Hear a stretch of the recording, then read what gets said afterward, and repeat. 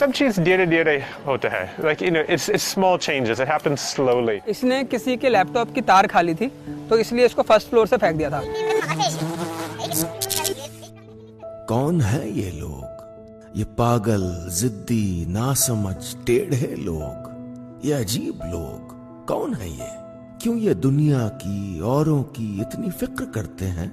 क्यों ये किसी परिंदे, किसी जानवर को बचाने के लिए खाना छोड़ के चले जाते हैं? क्यों इनका खून खौल जाता है जब ये सड़क के किनारे बहते नल से हजारों गैलन पानी बर्बाद होता देखते हैं क्योंकि म्यूनिसिपैलिटी वाले 30 रुपए की टोटी नहीं लगा पाए?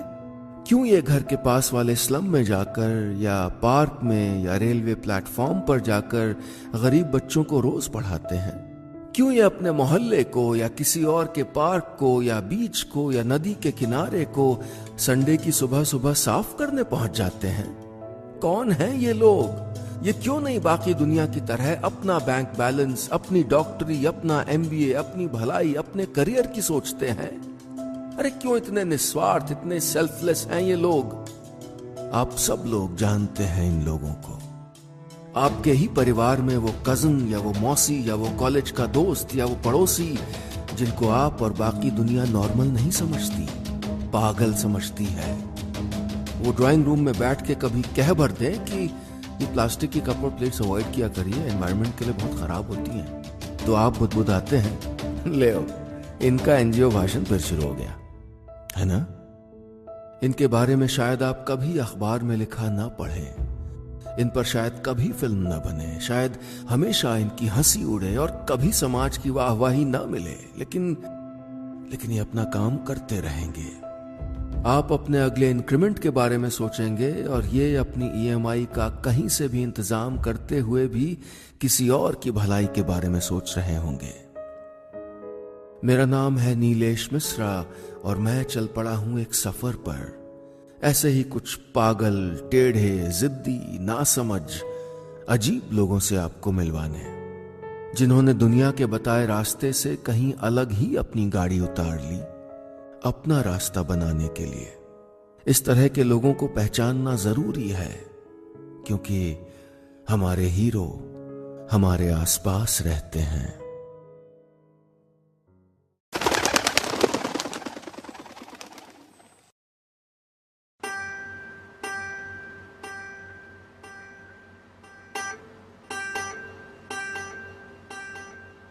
कम उम्र का है पर उड़ सकता है,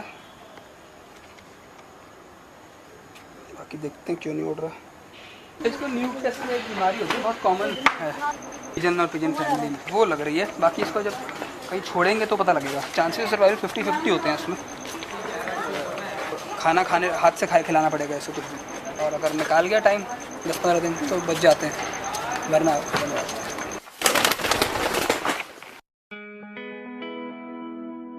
जिस उम्र में लड़के लड़कियों को ताकने की कला, उसे बर्ड वॉचिंग नाम देकर सीख रहे होते हैं, उस उम्र में दिल्ली के अभिनव श्रीयन बर्ड्स को बचाने का काम शुरू कर चुके थे। पक्षी ही क्यों, वो किसी भी जानवर को बचाने के लिए किसी भी हद तक जा सकते हैं। अलग अलग NGO के लिए काम करके अपनी जीविका के रूप में जो कमाते हैं, इसी जुनून को जिंदा रखने के लिए खर्च देते हैं। उन्होंने एक संस्था बनाई है, फौना पुलिस। इसके सदस्य चाहे नाली में घुसना हो या पेड़ पे चढ़ना हो या किसी से जबरदस्ती करके जानवरों पर क्रूरता खत्म करवानी हो, वहां पहुंच जाते हैं। पता नहीं क्या पड़ी थी इनको ये सब करने की। Life is too short. हमारे पास टाइम नहीं है कि हम रिटायरमेंट के बाद कुछ करेंगे या अपने इन एग्जाम्स के बाद कुछ करेंगे। अगर आपको कुछ करना है, आप आज ही अपनी लाइफ डेडिकेट कीजिए किसी कॉज के लिए, तभी ये जगह, ये धरती बेहतर जगह हो सकती है रहने के लिए।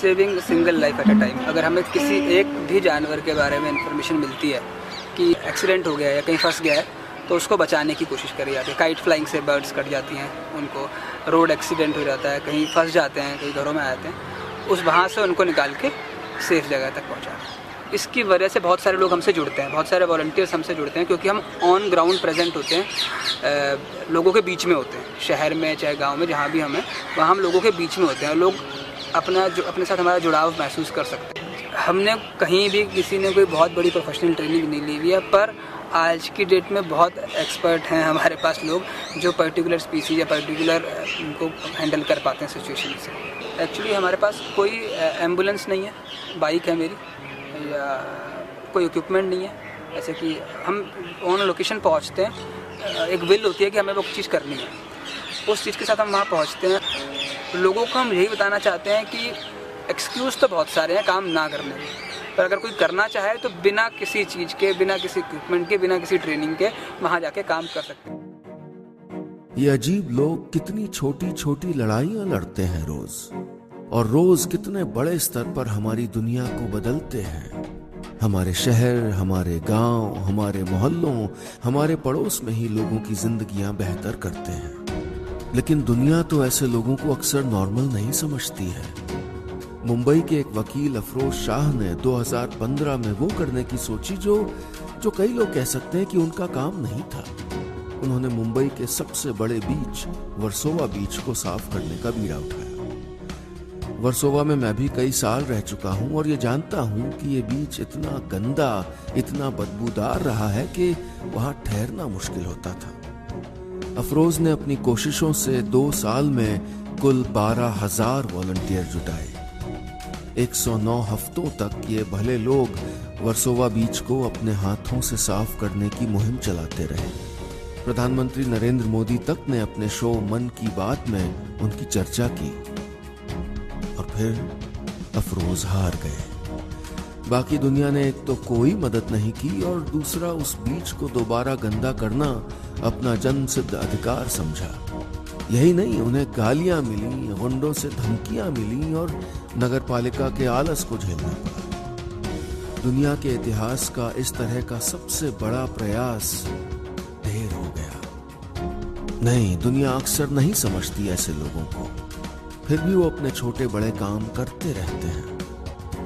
लखनऊ की गलियों में गरीबी से जूझ रहे एक मोहल्ले में आपको वो 2 शख्स मिलेंगे जिनके यहां मिलने की आपको कतई उम्मीद नहीं होगी।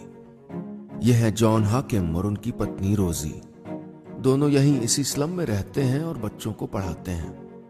अमेरिका में अच्छे भले रह रहे थे, अरे यहां आने की क्या पड़ी थी। कितने अजीब लोग हैं। Started back in university. I was a biophysics student, studying science side, hoping to earn my PhD. I was very much about my own objectives in life, wanting to make money, make a career, be famous, work for NASA. But I realized that these objectives weren't satisfying me. So I began to look at other things. I looked at religion, I looked at Christianity. I started realizing that I needed to live for other people in order to be happy, that I wanted to serve others and help society more instead of just looking for myself. John का एक दोस्त उन्हें वर्ष 2004 में जबरदस्ती उनकी इच्छा के विरुद्ध भारत लाया, लेकिन फिर उन्होंने यहाँ बस जाने का और बच्चों को पढ़ाने का फैसला कर लिया। पहले 1.5 साल इस विशाल देश को, इसके लोगों को, हिंदी भाषा को और नई सच्चाइयों को समझने में ही निकल गए। वो यहाँ इस बस्ती में रहने लगे, लेकिन उनकी अच्छाई को अक्सर शक की नजर से देखा जाने लगा। दोस्तों मुझको बताया कि कुछ लोगों के पास थोड़ा सा अजीब सोच है कि ओह ये लोग क्यों यही आ रहे हैं, क्योंकि अमेरिका बहुत अच्छा है, तो शायद वो गुंडा है, शायद वो गुंडा है और पुलिस से भाग रहे हैं और इस वजह से बस्ती में रहते हैं, या शायद वो अमेरिका की सरकार से है और शायद कुछ स्पाई की चीज़, CIA की चीज़ कर रहे हैं। तो कुछ लोगों के पास बहुत अजीब सोच है, लेकिन ज़्यादातर हमको बहुत अच्छे ट्रीटमेंट दिया है। They treated us very, very well. आज जॉन और रोजी छोटी छोटी खुशियों से इन बच्चों की जिंदगी बदल रहे हैं। We teach in different places in the Basti. We call them literacy labs, just little rooms that we do this teaching in. But sometimes we even teach inside people's own homes. Until now, we have helped about 102 students become literate. So 102 students who did not know how to read at all before can read now. And there has been about 100 or 150 more who have made progress and who are made progress towards reading, or who could read some but now are reading much better than before. और America वापस जाने के बारे में कहते हैं, हमारे दिल में कि हम यही हमेशा रहेंगे यही। लोगों का सेल्फिश होना, निस्वार्थ होना या औरों के लिए काम करना, ये शायद इत्तेफाक नहीं है। कम से कम कुछ वैज्ञानिक तो ऐसा ही कहते हैं। अमेरिका की जॉर्ज टाउन यूनिवर्सिटी की प्रोफेसर एबिगेल मार्श ने ऐसे 39 लोगों पर रिसर्च की जिन्होंने बिना अपना कोई स्वार्थ देखे किसी अजनबी को अपनी किडनी दान में दे दी थी। जी हाँ, अपनी किडनी। आप और हम में से कितने लोग होंगे जो अपनी किडनी को किसी अनजान आदमी को देने की सोच भी सकते हैं? प्रोफेसर मार्श ने पाया कि इन सारे निस्वार्थ या सेल्फलेस लोगों के दिमाग में कुछ अलग था। उनका दिमाग औसत से 9% बढ़ा हुआ था, और खासकर ब्रेन का एक हिस्सा जिसे अमिगडाला कहते हैं, जो दर्द और तकलीफ जैसी भावनाओं को बेहतर समझने में मदद करता है, वो हिस्सा निश्चित रूप से बढ़ा हुआ था। यानी ये लोग, जी हाँ, ये अजीब लोग मुश्किल में पड़े किसी इंसान को उसके हाव भाव से औरों से जल्दी पहचान लेते हैं और उनकी मदद करना चाहते हैं। साथ साथ प्रोफेसर मार्श ने टीनेजर बच्चों की भी एक स्टडी की जिसमें ऐसे बच्चे थे जिनमें आगे जाकर साइकोपैथ बनने के लक्षण थे। उन्होंने पाया कि ब्रेन का वही हिस्सा एमिगडाला उनमें बहुत छोटा था, एकदम विकसित नहीं था। साइंस हो या संस्कार, नेक दिल इंसान अपना काम चुपचाप करते चले जाते हैं। उत्तर प्रदेश में रायबरेली के अभय श्रीवास्तव गांव में दिव्यांग यानी डिफरेंटली एबल्ड बच्चों को पढ़ाते हैं, खासकर इसलिए क्योंकि ऐसे ज्यादातर बच्चे 5वीं और 8वीं के बीच पढ़ाई छोड़ देते हैं। आज वो 5000 बच्चों की मदद कर चुके हैं। कभी बैंक में काम करने वाले राजा राम त्रिपाठी छत्तीसगढ़ में औषधीय खेती यानी मेडिकल फार्मिंग करने में हजारों किसानों की मदद कर रहे हैं। लखनऊ के आदित्य साइकिल पर बोर्ड और पोस्टर लगाकर झुग्गी झोपड़ी के बच्चों को पढ़ाते हैं। बच्चे उन्हें साइकिल गुरु कहते हैं। आदित्य अब तक हजारों बच्चों को प्राइमरी एजुकेशन दे चुके हैं। ये सिर्फ कुछ कहानियां हैं उन हजारों लाखों कहानियों में से जो ये अजीब लोग रोज रचते हैं। लेकिन हमने इन अजीब लोगों की बातें नहीं सुनी। वो कहते गए कि प्लास्टिक मत इस्तेमाल करो और हमने नहीं सुना, और हमारी नदियां, हमारे समंदर लाखों लाखों किलो प्लास्टिक और कचरे से भर गए, खत्म होने लगे। वो कहते रहे कि नल बंद करो, पानी बेकार बह रहा है, लेकिन हमने नहीं सुना और अब पानी का इंतजार करने लगे। वो कहते रहे कि खेतों में इतने केमिकल मत डालो, लेकिन हमने नहीं सुना और हमारी फसल, हमारे दूध, हमारी सब्जियों से हमारी नसों में कैंसर आने लगा। वो अखबार के संपादकों को लेटर टू द एडिटर लिखते रहे कि इन धुआं फेंकती फैक्ट्रियों और गाड़ियों पर लगाम लगाओ, लेकिन हमने नहीं सुना। और अब बच्चे मास्क लगाकर घर से निकल रहे हैं जैसे स्कूल नहीं अस्पताल जा रहे हों। वो किसी और की बातें थोड़े कर रहे थे। वो हवा जिसमें सांस लेनी थी, वो पानी जो बेकार बह रहा था, वो खाना जो हम खा रहे थे, वो नदियां जिनका गला घोंटा जा रहा था, वो सब हमारे ही तो थे। लेकिन हम सोचते रहे कि हमारी जिंदगी पर इन अजीब लोगों की बातों का क्या फर्क पड़ना है, ये तो किसी और दुनिया की बात कर रहे हैं। हमने, आपने ऐसी बदतमीजी की इस दुनिया के साथ और ऐसे लोगों के साथ कि आज जो दुनिया हम अपने बच्चों को दे रहे हैं, उस दुनिया में शायद हम खुद कभी बड़े नहीं हो पाते। लेकिन अभी भी सब कुछ खोया नहीं है। अगली बार इन अजीब लोगों को उस अजीब निगाह से मत देखिएगा। वो बगल वाली आंटी जब पेड़ों को बचाने की बात करें तो टेढ़ी मुस्कान के साथ टीवी मत देखने लग जाइएगा। वो दोस्त या वो भैया जब शहर के किसी कोने में जानवरों को बचाने के लिए दौड़ें तो अपनी गाड़ी की चाबी दे दीजिएगा। वो अंकल जब मोहल्ला साफ करने के लिए श्रमदान करने को कहें तो बहाना मत बना दीजिएगा। ये लोग जिन्हें दुनिया इम्प्रैक्टिकल या मिसफिट मानकर हाशिए पर डाल देती है, जो लोग मुख्य धारा या मेन स्ट्रीम की धारा में बहने से इनकार कर देते हैं और जानबूझकर पूरी जिंदगी एक ऐसे काम के लिए खुद को झोंक देते हैं जो उनकी ड्यूटी नहीं है, ऐसे लोग हमारे आसपास ही होते हैं। तो अगली बार जब ऐसे किसी पागल, सनकी, झक्की, किसी ऐसे क्रेजी इंसान से टकराएं तो शुक्र मनाइएगा कि ऐसे टेढ़े लोग, ऐसे अजीब लोग अभी भी दुनिया में हैं। आंखों से पर्दा हटाकर खोजिएगा इन लोगों को, क्योंकि हमारे हीरो हमारे आसपास हैं।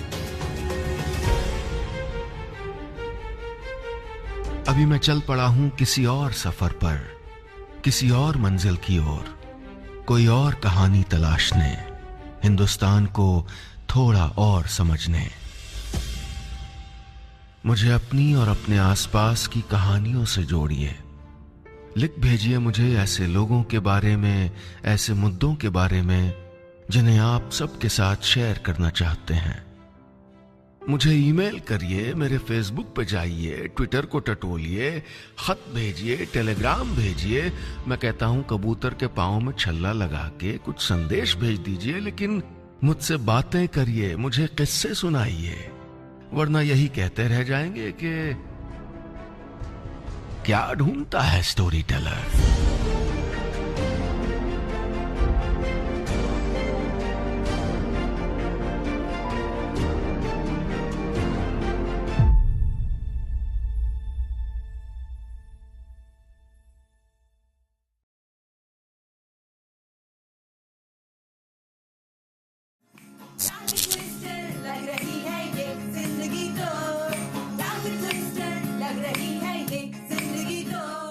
सब चीज धीरे धीरे होता है, like it's small changes, it happens slowly. इसने किसी के लैपटॉप की तार खाली थी तो इसलिए इसको फर्स्ट फ्लोर से फेंक दिया था।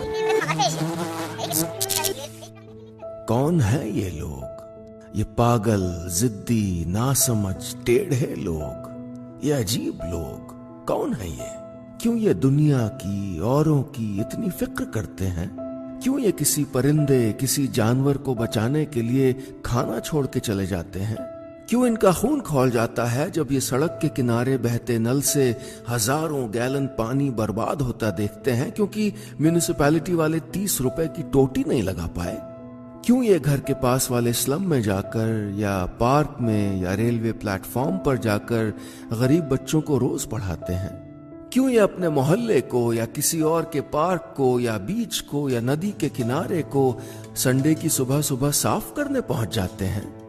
कौन हैं ये लोग? ये क्यों नहीं बाकी दुनिया की तरह अपना बैंक बैलेंस, अपनी डॉक्टरी, अपना MBA, अपनी भलाई, अपने करियर की सोचते हैं?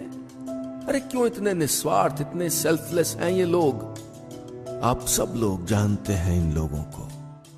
आपके ही परिवार में वो कजन या वो मौसी या वो कॉलेज का दोस्त या वो पड़ोसी जिनको आप और बाकी दुनिया नॉर्मल नहीं समझती, पागल समझती है।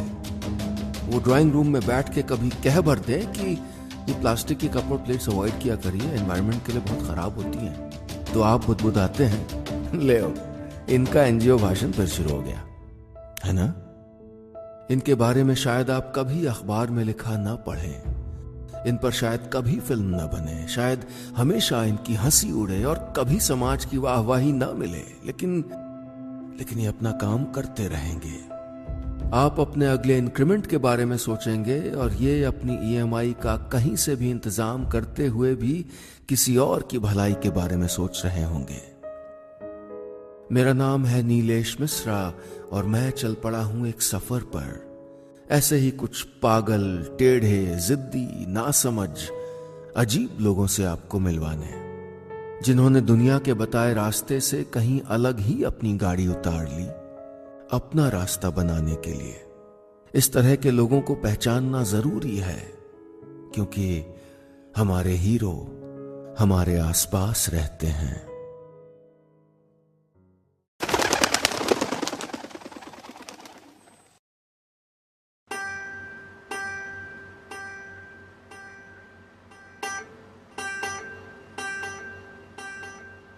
कम उम्र का है पर उड़ सकता है, बाकी देखते हैं क्यों नहीं उड़ रहा। इसको न्यूक्लियस में एक बीमारी होती है, बहुत कॉमन है पिजन और पिजन फैमिली में, वो लग रही है। बाकी इसको जब कहीं छोड़ेंगे तो पता लगेगा। चांसेस सर्वाइवल 50-50 होते हैं इसमें। खाना खाने हाथ से खिलाना पड़ेगा इसे कुछ दिन, और अगर निकाल गया टाइम 10-15 दिन तो बच जाते हैं, वरना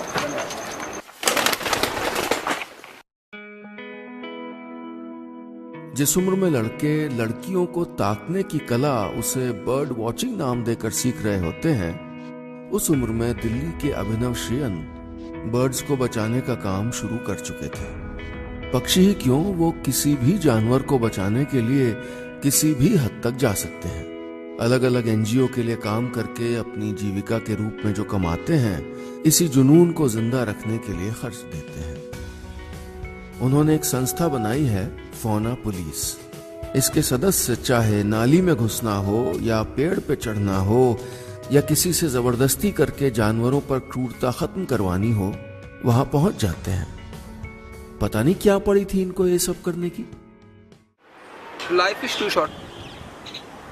हमारे पास टाइम नहीं है कि हम रिटायरमेंट के बाद कुछ करेंगे या अपने इन एग्ज़ाम्स के बाद कुछ करेंगे। अगर आपको कुछ करना है, आप आज ही अपनी लाइफ डेडिकेट कीजिए किसी कॉज के लिए, तभी ये जगह, ये धरती बेहतर जगह हो सकती है रहने के लिए।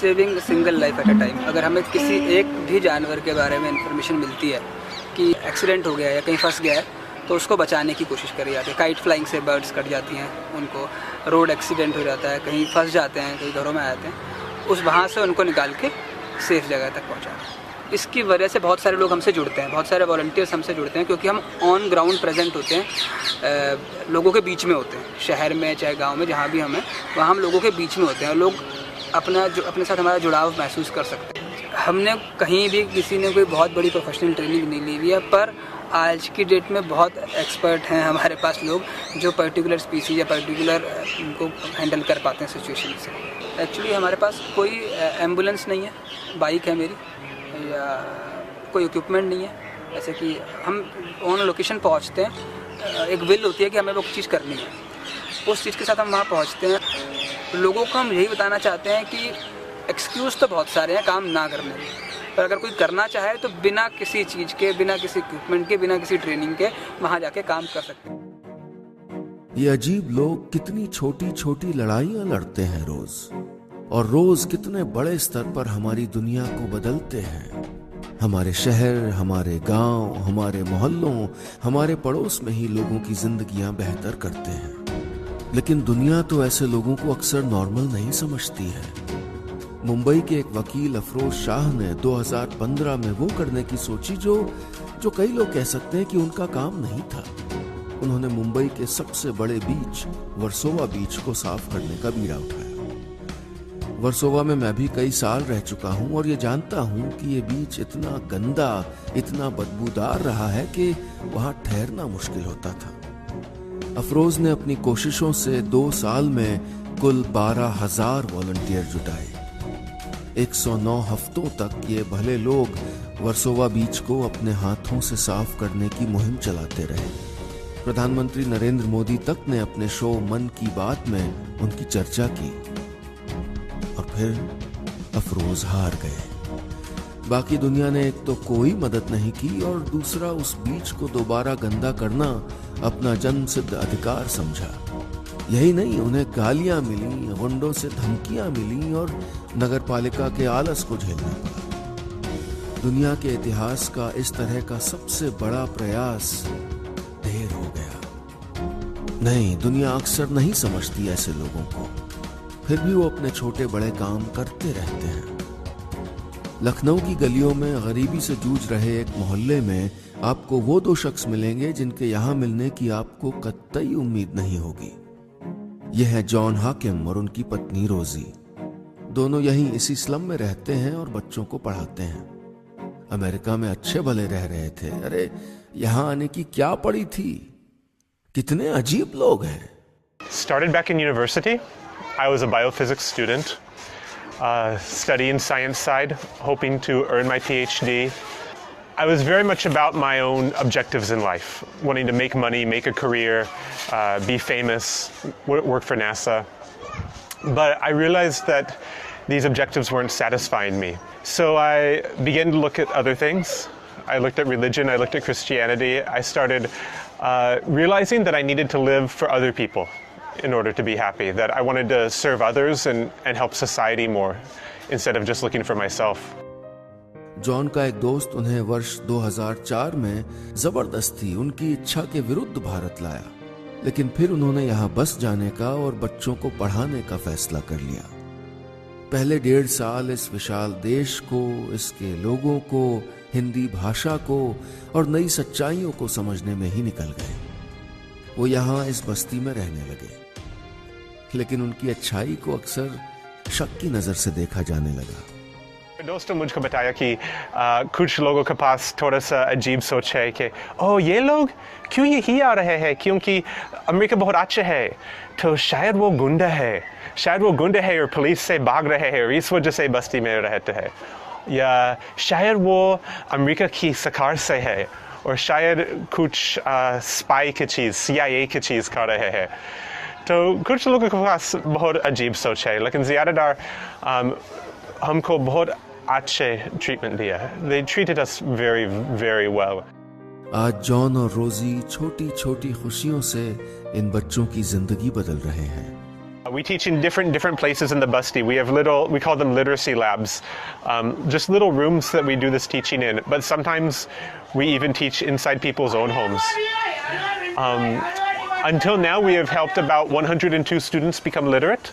So 102 students who did not know how to read at all before can read now.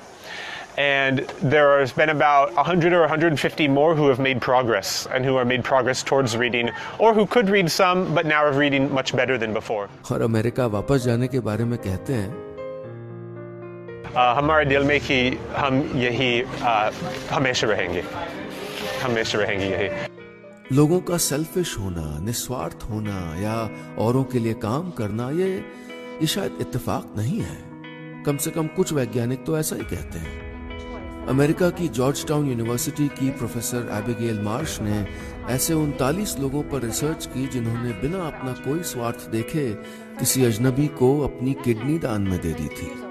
जी हाँ, अपनी किडनी। आप और हम में से कितने लोग होंगे जो अपनी किडनी को किसी अनजान आदमी को देने की सोच भी सकते हैं?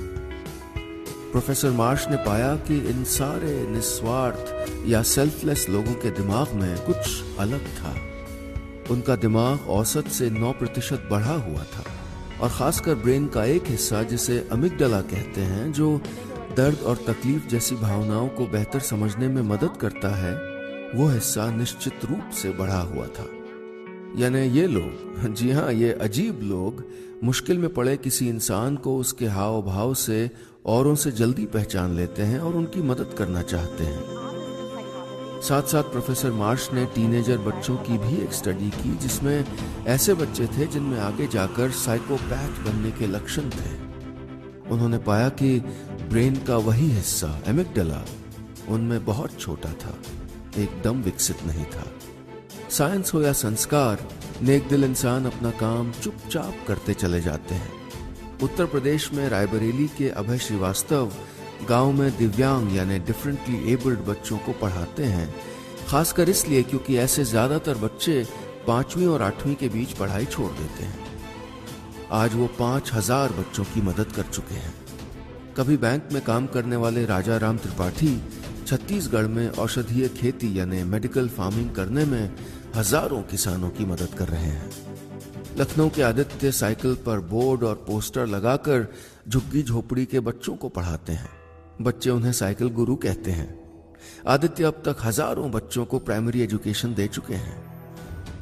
ये सिर्फ कुछ कहानियां हैं उन हजारों लाखों कहानियों में से जो ये अजीब लोग रोज रचते हैं। लेकिन हमने इन अजीब लोगों की बातें नहीं सुनी। वो कहते गए कि प्लास्टिक मत इस्तेमाल करो, और हमने नहीं सुना, और हमारी नदियां, हमारे समंदर लाखों लाखों किलो प्लास्टिक और कचरे से भर गए, खत्म होने लगे।